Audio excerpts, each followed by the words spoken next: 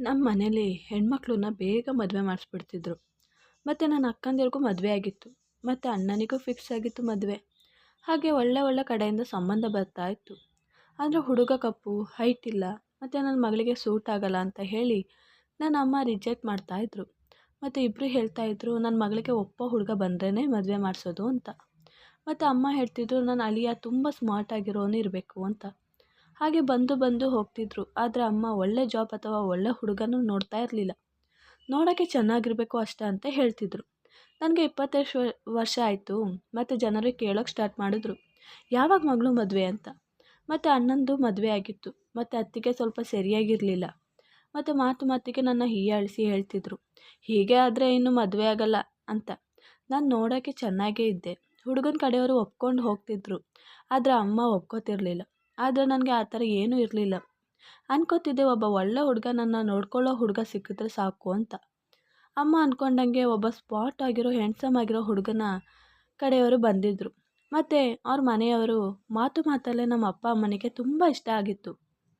ಆದರೆ ಅವನಿಗೆ ಬಾಡಿಗೆ ಮನೆ ಮತ್ತು ಕೆಲಸ ಪೈಂಟ್ತು ಅಂತ ಹೇಳಿದರು.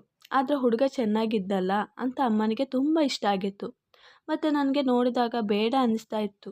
ಅದೇನೋ ದೇವರು ಕೆಟ್ಟದಾಗೋಕ್ಕೂ ಮುಂಚೆ ಒಂದು ಕ್ಲೂ ಕೊಡ್ತಾನೆ, ಹಾಗೇ ಇತ್ತು. ಆದರೆ ನಮ್ಮಮ್ಮ ಆದರೆ ಮದುವೆ ಇದೇ ಆಗಬೇಕು ಅಂತ ಹಠ ಹಿಡ್ತಿದ್ರು. ನಾನು ಈಗ ಬೇಡ ಅನ್ನೋಕ್ಕೂ ಆಗಲ್ಲ. ಹಾಗೆ ಒಪ್ಕೊಂಡೆ. ಮತ್ತು ನಿಶ್ಚಿತಾರ್ಥ ಆಯಿತು. ಮತ್ತು ಫೋನ್ ಮಾಡ್ತಾ ಇದ್ದ. ಆವಾಗಲೇ ಹೀಗೆ, ನೀನು ಎಲ್ಲಿಗೆ ಹೋಗಬೇಕು ಅಂದರೂ ಮೊದಲು ನನಗೆ ಹೇಳಿ ಹೋಗಬೇಕು, ಮತ್ತು ಜಾಸ್ತಿ ಮನೆ ಹೊರಗಡೆ ಹೋಗಬೇಡ, ಹಾಗೆ ಹೀಗೆ ಅಂತ ಕಂಡೀಷನ್ ಹಾಕಿದ್ದ. ನಾನು ಅರ್ಜೆಂಟಾಗಿ ಎಲ್ಲಾದರೂ ಹೋಗಿದ್ರೆ ಅವನು ಮುನ್ಸ್ಕೊಂಡು 2 ದಿನ ಫೋನೇ ಮಾಡ್ತಾ ಇರಲಿಲ್ಲ. ನಾನು ಅಮ್ಮನ ಹತ್ರ ಹೇಳಿದೆ, ಅಮ್ಮ ಈಗಲೇ ಹೀಗೆ, ಇನ್ನು ಮದುವೆ ಆದಮೇಲೆ ಹೇಗಮ್ಮ ಅಂತ. ಆದರೆ ಅಮ್ಮ ಹೇಳ್ತಾಯಿದ್ರು, ಅವ್ನು ಮದುವೆ ಆಗೋ ಹುಡುಗಿ ಅಲ್ವಾ, ಹಾಗೆಲ್ಲ ಮಾಡ್ತಾ ಇರೋದು ಅಂತ. ಮದುವೆ ಆದಮೇಲೆ ಸರಿ ಆಗ್ತಾನೆ, ಈಗಿನ ಕಾಲದವ್ರ ಹುಡುಗರು ಹಾಗೆ ಅಲ್ವಾ ಅಂತ ಹೇಳಿ ಸಮಾಧಾನ ಮಾಡ್ತಾಯಿದ್ರು. ಹಾಗೆ ಮದುವೆ ಆಯಿತು. ಮತ್ತು ಅವ್ರ ಮನೇಲಿ ಅತ್ತೆ ಇದ್ದರು, ಮಾವ ಸತ್ತೋಗಿದ್ರು, ಮತ್ತು ನಾದಿನಿ ಇದ್ಲು ಅಂತ ಗೊತ್ತಿತ್ತು. ಅದರಲ್ಲಿ ಅವ್ರ ಅಣ್ಣನೂ ಇದ್ದರು. ಇದನ್ನು ಅವರು ಮೊದಲು ಹೇಳೇ ಇರಲಿಲ್ಲ. ಮತ್ತು ಅಣ್ಣನಿಗೆ ಒಬ್ಬ ಮಗನೂ ಇದ್ದ. ಮತ್ತು ಅವ್ರ ಹೆಂಡತಿ ಅಂತ ಕೇಳಿದ್ದಕ್ಕೆ ಅದೆಲ್ಲ ನಿನಗೆ ಯಾಕೆ ಅಂತ ಹೇಳ್ತಿದ್ರು. ಅದರಲ್ಲಿ ಅವ್ರ ಹೆಂಡತಿ ಇರಲಿಲ್ಲ. ಹಾಗೆ ಮದುವೆ ದಿನ ಕಳೀತು. 2-3 ದಿನ ನೋಡಿದೆ. ಅವ್ರು ಬೆಳಗ್ಗೆ ಮಗನನ್ನು ಶಾಲೆಗೆ ಬಿಡೋಕ್ಕೆ ಹೋದರೆ ಮತ್ತು ಸಂಜೆ ಬರ್ತಾಯಿದ್ರು. ಮತ್ತು ರೂಮ್ಗೆ ಹೋದರೆ ಇನ್ನು ಬೆಳಗ್ಗೆನೇ ಕಾಣಿಸ್ಕೊಳ್ಳೋದು. ಅದೇನು ಮಾಡ್ತಾರೋ ರೂಮಲ್ಲಿ ಗೊತ್ತಾಗ್ತಿರ್ಲಿಲ್ಲ. ಮತ್ತು ನನ್ನ ಗಂಡ ಕೆಲಸ ಇದೆ ಅಂತ ಹೋಗ್ತಿದ್ದ, ಮತ್ತು ರಾತ್ರಿ ಬರ್ತಿದ್ದ. ಆದರೆ ದುಡ್ಡು ಅಮ್ಮ ಕೇಳಿದರೆ ಇಲ್ಲ ಅಂತಿದ್ದ. ಮತ್ತು ನಾದಿನಿ ಇಲ್ಲೇ ಇರ್ತಿದ್ಲು, ಗಂಡನ ಮನೆಗೆ ಹೋಗ್ತಾನೆ ಇರಲಿಲ್ಲ. ಹಾಗೆ ನಾನು ಬಂದ ತಕ್ಷಣ ಅಮ್ಮ ಯಪ್ಪ ರೆಸ್ಟ್ ಸಿಕ್ತಲ್ಲ ಅಂತ ಅಂದ್ಕೊಂಡು ಎಲ್ಲ ಕೆಲಸ ನನ್ನ ಕೈಯಲ್ಲೇ ಮಾಡಿಸ್ತಿದ್ರು. ಅನ್ನಿಸ್ತಾ ಇತ್ತು ಅವರು ರೆಸ್ಟ್ಗೋಸ್ಕರ ಎಷ್ಟೋ ದಿನ ಕಾಯ್ಕೊಂಡಿದ್ದಾರೆ ಅಂತ. ನಾನು ಕೆಲಸ ಮಾಡ್ತಿದ್ದೆ, ಆದರೆ ಅದರಲ್ಲೂ ನನ್ನ ತಪ್ಪುಗಳನ್ನು ಹುಡುಕ್ತಿದ್ರು. ಮತ್ತು ನಾನು ಇದಕ್ಕೆ ಬೇಸತ್ತು ಇವ್ರ ಹತ್ರ ಹೇಳ್ತಾ ಇದ್ದೆ. ಮತ್ತು ಹೇಳ್ತಿದ್ದೆ, ನಿಮ್ಮ ನಾದಿನಿಗೆ ಮದುವೆ ಆಗಿದ್ದಿಲ್ವಾ, ಯಾಕೆ ಇಲ್ಲೇ ಇರ್ತಾಳೆ ಅಂತ. ಆಗ ಅವಳು ನನ್ನ ತಂಗಿ, ಇದು ಅವಳ ಮನೆ, ಮತ್ತು ಇದೆಲ್ಲ ನಿನ್ನ ಡ್ಯೂಟಿ. ಅಮ್ಮ ಮತ್ತು ತಂಗಿ ಬಗ್ಗೆ ಒಂದು ಮಾತು ಕೇಳೋಕ್ಕೆ ರೆಡಿ ಇಲ್ಲ ನಾನು ಅಂತ ಹೇಳ್ತಿದ್ರು. ನಾನು ಎಷ್ಟೋ ಅಂತ ಅವ್ರ ಮಾತನ್ನೇ ಕೇಳಲಿ ಅಂತ ನಾನು ತಿರುಗಿಸಿ ಹೇಳ್ತಾ ಇದ್ದೆ. ಆದರೆ ಇವರನ್ನ ಇಲ್ಲಿ ಊಟ ಮಾಡ್ತಾನೆ ಇರಲಿಲ್ಲ, ಮತ್ತು ಹೊರಗಡೆನೇ ಮಾಡ್ತಾ ಇದ್ದದ್ದು. ಮತ್ತು ಮನೆಯವ್ರ ಜೊತೆ ಮಾತೇ ಆಡ್ತಾ ಇರಲಿಲ್ಲ. ಆದರೆ ಮನೆ ಖರ್ಚು ಅವರೇ ನೋಡ್ಕೋತಿದ್ದದ್ದು. ಮತ್ತು ಅವ್ರ ಮಗನೂ ಅಷ್ಟೇ, ಅವರೇ ನೋಡ್ಕೋತಿದ್ದಿದ್ದು. ಮತ್ತು ಮಗನು ಬೆಳಿಗ್ಗೆ ಹೋಗಿ ಸಂಜೆ ಬಂದು ಅಣ್ಣನ ಜೊತೆನೇ ರೂಮಲ್ಲೇ ಇರ್ತಿದ್ದ. ಯಾರ ಜೊತೆನೂ ಮಾತಾಡ್ತಿರ್ಲಿಲ್ಲ, ಮತ್ತು ಹೊರಗಡೆ ಬರ್ತಾ ಇರಲಿಲ್ಲ. ಹೀಗೆ ಕೆಲಸ ಮಾಡಬೇಕಾದ್ರೆ ನನಗೆ ವ್ಯಾಮಿಟ್ ಬರ್ತಾಯಿತ್ತು. ಆಗ ಟೆಸ್ಟ್ ಮಾಡಿ ನೋಡಿದಾಗ ನಾನು ಪ್ರೆಗ್ನೆಂಟ್ ಆಗಿದ್ದೆ. ಮತ್ತು ಅಂದ್ಕೊಂಡೆ ಇದನ್ನು ಅರಿತು ಸ್ವಲ್ಪ ರೆಸ್ಟ್ ಸಿಗ್ಬೋದು ಅಂತ. ಮತ್ತು ತುಂಬ ಖುಷಿಯಾಯಿತು. ನಾನು ಖುಷಿಲೇ ಇದ್ದೆ. ಮತ್ತು ಶಂಕರ್ ಬರೋದನ್ನು ಕಾಯ್ತಾ ಇದ್ದೆ. ಶಂಕರ್ ಬಂದ. ನಾನು ಖುಷಿಯಾಗಿರೋದನ್ನು ಕಂಡು, ಏನಿವತ್ತು ತುಂಬ ಖುಷಿಯಾಗಿದೆಯಾ, ಎಲ್ಲಾದರೂ ಹಳೆ ಬಾಯ್ ಫ್ರೆಂಡ್ ಕಾಲ್ ಮಾಡಿದ್ದ, ನೀನು ಫಸ್ಟ್ ನೈಟಲ್ಲೇ ಇಷ್ಟು ಹ್ಯಾಪಿಯಾಗಿರಲಿಲ್ಲ ಅಂತ. ಅಲ್ಲಿ ನನ್ನ ನಾದಿನೇ ನಿಂತಿದ್ಲು. ಅವಳು ನಗಾಡುತ್ತಿದ್ಲು. ಮತ್ತು ನನಗೆ ಒಂಥರ ಆಯಿತು. ಅಲ್ಲಿಂದ ಹೊರಟೋದೆ. ಹೋಗಿ ಮಲಗಬೇಕಾದ್ರೆ ಹೇಳೋಣ, ಅವನಿಗೆ ತುಂಬ ಖುಷಿಯಾಗುತ್ತೆ ಅಂತ ಅಂದ್ಕೊಂಡೆ. ಆದರೆ ಯಾವತ್ತೂ ನಾವು ಅಂದ್ಕೊಳ್ಳೋ ರೀತಿ ಆಗಲ್ಲ. ನಾನು ಹೇಳಿದೆ. ಆಗ ಅವನು ಸಡನ್ನಾಗಿ ಎದ್ದು ಕೋಪದಿಂದ, ಏನು, ಇದು ನನ್ನ ಮಗು ಅಲ್ಲ, ಇದು ಯಾರ್ದೋ ಮಗು. ಆಗ ನಾನು, ಯಾರ್ದೋ ಮಗುನಾ, ಆಗೋಕೆ ನಾನು ಎಲ್ಲಿಗೂ ಹೋಗಿಲ್ಲ, ಈ ಮನೆ ಬಿಟ್ಟು ಯಾವಾಗ ನೋಡಿದ್ರೂ ಮನೇಲೇ ಇರ್ತೀನಿ ಅಂತ. ಆಗ ಯಾರೂ ಇಲ್ಲದ ಟೈಮಲ್ಲಿ ಕರೆಸ್ಕೊಂಡು ಈ ಮಗು ಮಾಡ್ಕೊಂಡಿದ್ದಿ ಏನೋ ಅಂತ ಹೇಳ್ದ. ಆಗ ಪರವಾಗಿಲ್ಲ, ಈ ಮಗು ನಿಂದಲ್ಲ ಬಿಡು, ಆದರೆ ನನ್ನ ಕ್ಯಾರೆಕ್ಟ್ರ್ ಬಗ್ಗೆ ಡೌಟ್ ಮಾಡ್ತಿರೋದು ನೀನು ಅಂತ. ಆಗ ಹೌದು ಕಣೆ ಅಂತ ಹೇಳಿ ನನ್ನ ತುಂಬ ಹೊಡೆದ. ಆದರೆ ಈ ವಿಷಯ ಮನೇಲಿ ಎಲ್ಲರಿಗೂ ಗೊತ್ತಿತ್ತು. ಆದರೆ ನಾನು ಎಷ್ಟೇ ಕೂಗಾಡಿದ್ರು ಬಂದು ಬಿಡ್ಸೋಕ್ಕೆ ಹೋಗಲಿ ಕೇಳೋಕ್ಕೂ ಬಂದಿಲ್ಲ ಯಾರು. ಮತ್ತು ಮಾರನೇ ದಿನ ತುಂಬ ಬ್ಲೀಡಿಂಗ್ ಹೋಗ್ತಾ ಇತ್ತು. ಮತ್ತು ನಾನು ಬೆಳಿಗ್ಗೆ ಎದ್ದು ಹೋಗಬೇಕಾದ್ರೆ ಅವ್ರ ಅಣ್ಣ ನೋಡಿ, ಏನು ನಿನ್ನ ಮುಖ ನೀಲಿಯಾಗಿದೆ, ಅವನು ಹೊಡೆದ್ನ ಅಂತ. ಆಗ ಹ್ಞೂ ಅಂದೆ. ಅವನು ರಾಕ್ಷಸ, ಏನು ಕೃಪೆ ಇಲ್ದಂಗೆ ಹೊಡೆದಿದ್ದಾನೆ ಅಂತ ಬೈಕೊಂಡು ಹೋದರು. ನಾನು ಅಂದ್ಕೊಂಡೆ ಈ ಮನೇಲಿ ಇವರೊಬ್ಬರೇ ಒಳ್ಳೆಯವರು, ಅದಕ್ಕೆ ಇವ್ರಿಗೆ ಅವ್ರ ಮನೆಯವ್ರ ಜೊತೆ ಮಾತಾಡೋಕ್ಕೆ ಇಷ್ಟ ಇಲ್ಲ ಅಂತ. ನಾನು ಅಲ್ಲಿ ಒಂದು ನಿಮಿಷನೂ ಇರಲಿಲ್ಲ. ಅಲ್ಲಿಂದ ಬಟ್ಟೆ ತಗೊಂಡು ಅಲ್ಲಿಂದ ಮನೆಗೆ ಹೋದೆ. ಅಮ್ಮನ ಹತ್ರ ಎಲ್ಲ ಹೇಳಿದೆ. ಆಗ ಅತ್ತಿಗೆ ಒಂಥರ ಮುಖ ಮಾಡಿಕೊಂಡು, ಓ ಮದುವೆಯಾಗಿ 1 ತಿಂಗಳಲ್ಲೇ ಜಗಳನೂ ಆಯಿತಾ, ಇನ್ನೂ ಇಲ್ಲೇ ಇರ್ತೀಯೇನೋ ಅಂತ.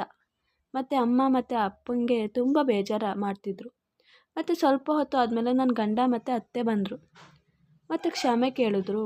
ಮತ್ತು ಇವ್ರು ನನ್ನ ಹತ್ರ, ಇನ್ನೂ ಹಾಗೆಲ್ಲ ಮಾಡಲ್ಲ, ನನ್ನ ಕ್ಷಮಿಸಿಬಿಡು, ಏನೋ ನಿನ್ನ ಮೇಲೆ ಡೌಟ್ ಬಂದು ಹಾಗೆ ಮಾಡಿದ್ದು.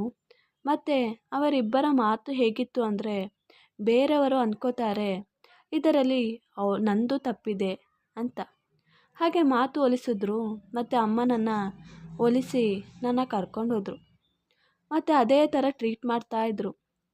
ನಾನು ಅತ್ತಿಗೆ ಮಾತನ್ನು ಮನಸ್ಸಲ್ಲಿ ಇಟ್ಕೊಂಡಿದ್ದೆ ಮತ್ತು ಇದೆಲ್ಲ ಸಹಿಸ್ಕೊಂಡು ಹೋಗ್ತಿದ್ದೆ. ಒಂದಿನ ಒಬ್ಬ ಹೆಂಗಸು ನೋಡಲು ತುಂಬ ಚೆನ್ನಾಗಿದ್ಲು. ಅವಳು ತುಂಬ ಹೆದರ್ಕೊಂಡು ಇರ್ತಾರಲ್ಲ ಹಾಗೇ ಇದ್ಲು. ಮತ್ತು ನಾನು ಯಾರು ಅಂತ ಕೇಳಿದೆ. ಆಗ ಅತ್ತೆ, ಇದು ಕೆಲಸದವಳು, ಶಂಕರ್ ಅಣ್ಣನಿಗೆ ಅಂತ ಕರೆಸಿದ್ದು.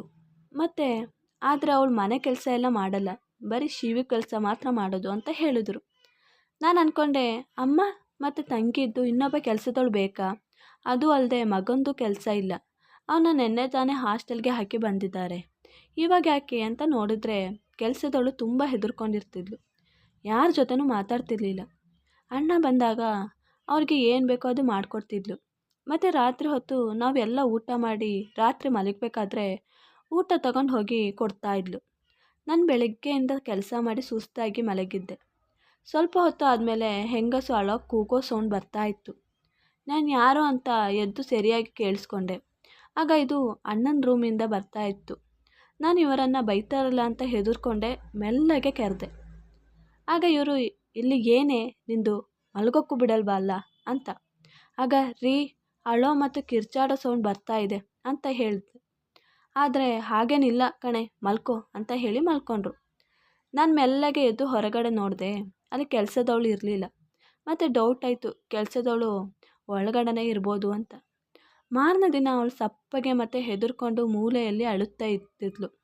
ನಾನು ಏನಾಯಿತು ಅಂತ ಕೇಳಿದ್ರು ಏನೂ ಹೇಳ್ತಾ ಇರಲಿಲ್ಲ. ಹಾಗೆ ನನಗೆ ಏನು ಅಂತ ಗೊತ್ತಾಗ್ತಾನೇ ಇರಲಿಲ್ಲ. ಆ ದಿನ ರಾತ್ರಿನೂ ಹಾಗೇ ಇತ್ತು. ನಾನು ಮಾರನೇ ದಿನ ನಾದಿನಿ ಹತ್ರ ಹೇಳಿದೆ, ಅಣ್ಣನ ರೂಮಲ್ಲಿ ರಾತ್ರಿ ಹೊತ್ತು ಅಳೋ ಸೌಂಡು ಮತ್ತು ಕಿರ್ಚಾಡೋ ಸೌಂಡ್ ಬರುತ್ತೆ, ನನಗೆ ಡೌಟು ಕೆಲಸದವಳು ರಾತ್ರಿ ಅಲ್ಲೇ ಇರ್ತಾಳೆ, ಏನೋ ಅವಳ ಜೊತೆ ಅಣ್ಣ ಏನಾದರೂ ಮಾಡಿರ್ಬೋದೇನೋ ಅಂತ. ಅವಳು ಕೇಳಿದ್ಲು, ಬೆಳಿಗ್ಗೆ ಎದ್ದು ಕೆಲಸದವಳಿಗೆ ನೋಡಿದಾಗ ಮೈಯಲ್ಲಿ ಏನಾದರೂ ಗುರುತಾಗಿರುತ್ತಾ ಅಂತ, ನೀವು ನೋಡಿದ್ರಾ ಅಂತ. ಆಗ ಇಲ್ಲ ಅಂದೆ. ಅಷ್ಟರಲ್ಲಿ ಶಂಕರ್ ಬಂದ. ಆಗ ಅವಳು, ನೋಡೋಣ ಅಣ್ಣನ ಮೇಲೆ ಡೌಟ್ ಬರ್ತಾ ಇದ್ದಾಳೆ ಅಂತ ನಾನು ಹೇಳಿದ್ದೆಲ್ಲ ಹೇಳ್ಕೊಟ್ಲು. ಆಗ ಅವರು, ಏನೇ ನನ್ನ ಅಣ್ಣನ ಬಗ್ಗೆನೇ ಬೇಡವಾದೆಲ್ಲ ಹೇಳ್ತೀಯಾ ಅಂತ ಹೊಡೆದ್ರು. ಆದರೆ ನಾದಿನಿ ನಗಾಡ್ಕೊಂಡು ನಿಂತಿದ್ಲು. ಆ ದಿನ ರಾತ್ರಿ ಹಾಗೆ ಸೌಂಡ್ ಬರ್ತಾಯಿತ್ತು. ನಾನು ಹೇಗಾದರೂ ಕಂಡು ಹಿಡಿಲೇಬೇಕು ಅಂತ ಶಂಕರ್ ಹತ್ರ ಹೇಳಿದೆ. 2 ದಿನ ನಾನು ಮನೆಗೆ ಹೋಗಿ ಬರ್ತೀನಿ ಅಂತ. ಮತ್ತು ಅತ್ತೆಗೆಲ್ಲ ಹೇಳಿ 7 ಗಂಟೆಗೆ ಹೋಗೋ ಥರ ನಾಟಕ ಆಡಿ ಅಣ್ಣ ಬಾತ್ರೂಮ್ಗೆ ಹೋಗಿದ್ದ ಟೈಮಲ್ಲಿ ಹೋಗಿ ಅಲ್ಲಿ ಬಚ್ಚಿಟ್ಟುಕೊಂಡೆ. ಮತ್ತು ರಾತ್ರಿ ಆಗೋ ತನಕ ಕಾದೆ. ಈ ಕೆಲಸದವಳು ಊಟ ತಗೊಂಡು ಬಂದಳು. ಮತ್ತು ಅಣ್ಣ ಊಟ ಸೈಡ್ಗೆ ಮಡಗಿದ್ರು. ಮತ್ತು ಅವಳ ಜೊತೆ ರಾಕ್ಷಸಿ ಥರ ವರ್ತನೆ ಮಾಡ್ತಿದ್ದ. ನನಗೆ ಇದನ್ನು ನೋಡೋಕ್ಕೆ ಆಗದೆ ಅಲ್ಲಿಂದ ಎದ್ದೆ. ಆಗ ಅಣ್ಣ ಗಾಬರಿಯಾಗಿ, ನೀನಿಲ್ಲಿ ಹೇಗೆ ಅಂತ. ಆಗ ನೀವು ಅವಳ ಜೊತೆ ಏನು ಮಾಡ್ತಾ ಇರೋದು, ಬೀಡಿ ಅವಳ ಕೈಯನ್ನು ಅಂತ ಹೇಳಿದೆ. ಆಗ ಅಣ್ಣ ನನ್ನ ಬೈಯೋಕ್ಕೆ ಸ್ಟಾರ್ಟ್ ಮಾಡಿದ್ರು. ಆಗ ಎಲ್ಲರೂ ಎದ್ದು ಓಡಿ ಬಂದರು. ಮತ್ತು ನನ್ನ ನೋಡಿ ಶಾಕ್ ಆಯಿತು. ಮತ್ತು ಶಂಕರ್ ಕೇಳ್ತಾ, ನೀನು ಹೋಗಿಲ್ವಾ, ಇಲ್ಲಿ ಏನು ಮಾಡ್ತಾಯಿದ್ದೀಯೇ ಅಂತ. ಆಗ ಆ ಕೆಲಸದವಳು, ಅವ್ರು ದಿನ ಹೀಗೆ ಮಾಡ್ತಾ ಇರೋದು ನನ್ನ ಜೊತೆ, ಇವ್ರು ನನ್ನ ಮಗನ ಶಾಲೆಯಿಂದ ಕರ್ಕೊಂಡು ಬಂದು ನನ್ನ ಬ್ಲ್ಯಾಕ್ ಮೇಲ್ ಮಾಡ್ತಾ ಇದ್ದರು. ಮತ್ತು ನಾನು ಕೂಲಿ ಕೆಲಸ ಮಾಡಿ ಮಗನ ಓದಿಸ್ತಾ ಇದ್ದದ್ದು. ಇವ್ರು ಒಂದಿನ ಕೂಲಿ ಕೆಲಸ ಮಾಡಬೇಕಾದ್ರೆ ನನ್ನ ನೋಡಿ ಮೊದಲೇ ನನ್ನ ಕರೆದಿದ್ರು. ನಾನು ಆ ಥರ ಹುಡುಗಿ ಅಲ್ಲ ಅಂತ ಹೇಳಿ ಹೋಗಲಿಲ್ಲ. ಅದಕ್ಕೆ ಹೀಗೆ ಮಾಡಿ ನೀನು ಇಲ್ಲಿಗೆ ಬಂದು ನಾನು ಹೇಳೋ ಹಾಗೆ ಕೇಳಿದ್ರೆ ನಾನು ಏನು ಮಾಡಿದ್ರು ಏನು ರಿಯಾಕ್ಟ್ ಮಾಡಿದೆ ಮಾಡಿಸ್ಕೋಬೇಕು. ಆಗ ನಿನ್ನ ಮಗನ ನಿನ್ನ ಜೊತೆ ಕಳಿಸ್ತೀನಿ, ಇಲ್ಲ ಅಂದರೆ ನಾನು ನಿನ್ನ ಮಗನ ಸಾಯಿಸ್ತೀನಿ ಅಂತ ಹೇಳಿದ್ರು. ನಾನು ಮಗನಿಗೋಸ್ಕರ ಒಂದು ವಾರ ಹೇಗಾದರೂ ಇವ್ರ ಜೊತೆ ಕಳಿಬೇಕಲ್ಲ ಅಂತ ಅಂದ್ಕೊಂಡು ಬಂದೆ. ನನಗೆ ಎಲ್ಲಿ ಹೋಗಬೇಕು ಏನು ಮಾಡಬೇಕು ಅಂತ ಗೊತ್ತಾಗ್ತಿರ್ಲಿಲ್ಲ ಅಂತ ಹೇಳಿ ಅಳ್ತಾ ಇದ್ಲು. ಹಾಗೆ ನಾನು ಅವಳನ್ನು ಕರ್ಕೊಂಡು ಹೋಗಿ ಪೊಲೀಸ್ ಕಂಪ್ಲೇಂಟ್ ಕೊಟ್ವಿ. ಮತ್ತು ನನಗೆ ಕೊಡ್ತಾ ಇದ್ದ ಅವರನ್ನು ಚಿತ್ರಹಿಂಸನ ಬಗ್ಗೆನೂ ಹೇಳಿದೆ. ಹಾಗೆ ಅವರನ್ನು ಜೈಲಿಗೆ ಹಾಕಿ ರುಬ್ಬಿದಾಗ ಮಗು ಬಗ್ಗೆ ಬಾಯಿ ಬಿಟ್ಟರು. ಮತ್ತು ಮಗನ್ನ ಕರ್ಕೊಂಡು ಬಂದರು, ಅವ್ರ ಕೈಗೆ ಕೊಟ್ಟರು. ಮತ್ತು ನಾನು ಹೋಗಿ ಇದೆಲ್ಲ ಅಮ್ಮ ಮತ್ತು ಅಣ್ಣನ ಹತ್ರ ಹೇಳಿದೆ. ಆಗ ಅಣ್ಣ ಇದೆಲ್ಲ ಮೊದಲೇ ಯಾಕೆ ಹೇಳಲಿಲ್ಲ, ನಾನು ಅವರಿಗೆ ಪಾಠ ಕಲಿಸ್ತಿದ್ದೆ ಅಂತ. ಆಗ ಅಮ್ಮ ಮತ್ತು ಅತ್ತಿಗೆಗೆ ಬೈದರು, ಇಷ್ಟಾಗಿ ಒಂದು ಮಾತು ಹೇಳಿಲ್ವ ನನಗೆ ಅಂತ. ಮತ್ತು ಹೇಳಿದರು, ಇನ್ನು ಅವಳು ಇಲ್ಲೇ ಇರ್ತಾಳೆ, ಯಾರು ಅವಳಿಗೆ ಏನು ಹೇಳಬಾರ್ದು ಅಂತ ಹೇಳಿ ಹೋದರು. ಎಲ್ಲರೂ ಅಲ್ಲ, ಸ್ವಲ್ಪ ತಂದೆ ತಾಯಂದಿರು ಸ್ಮಾರ್ಟ್ ಆಗಿರೋ ಹುಡುಗ ಬಂದರೆ ಅವನ ಬಗ್ಗೆ ಹಿಂದೆ ಮುಂದೆ ತಿಳ್ಕೊಳ್ದೆ ಮದುವೆ ಮಾಡಿಸ್ಬಿಡ್ತಾರೆ. ಅವ್ರಿಗೆ ಗೊತ್ತಿರಲ್ಲ ಇದರಿಂದ ಅವ್ರ ಮಗಳಿನ ಜೀವನ ಹಾಳಾಗುತ್ತೆ ಅಂತ. ಈ ವಿಡಿಯೋ ಇಷ್ಟವಾದಲ್ಲಿ ಪ್ಲೀಸ್ ಲೈಕ್ ಆ್ಯಂಡ್ ಸಬ್ಸ್ಕ್ರೈಬ್ ಮಾಡಿ.